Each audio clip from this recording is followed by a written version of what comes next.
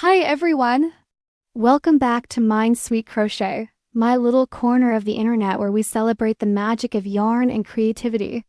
If you're new here, my name is Tunban, and on this channel I love sharing my crochet journey.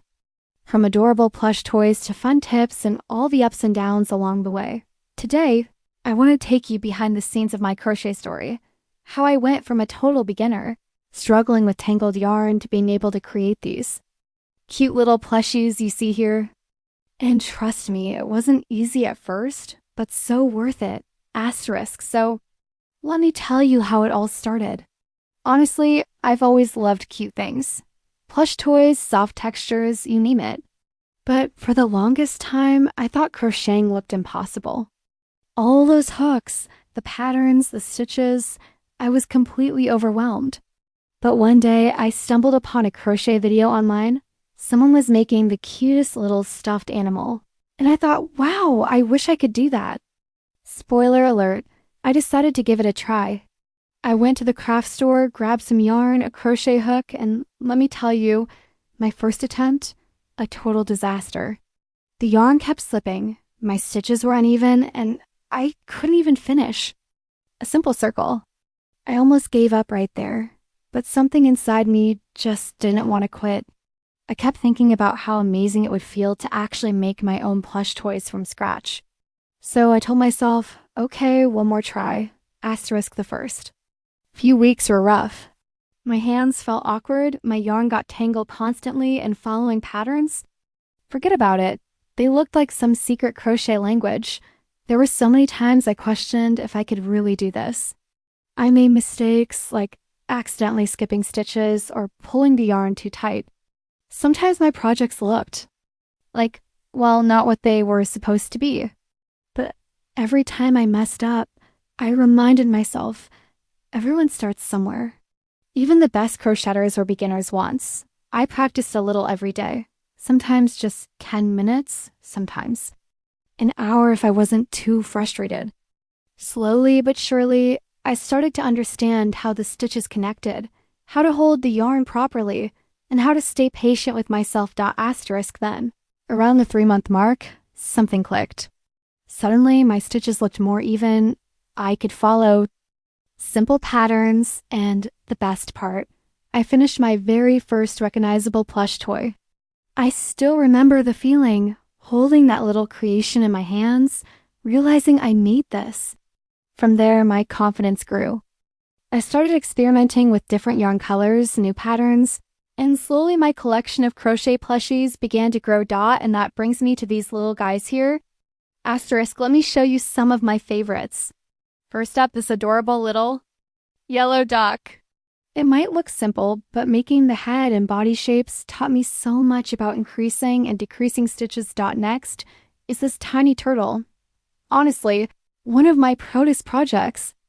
The color changes and tiny details were tricky at first, but seeing it come together was so rewarding.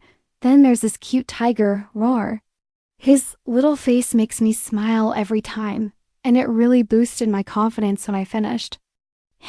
I've also made frogs, bunnies, elephants, cats, and even these happy little mushrooms, because who doesn't love a smiling mushroom, right?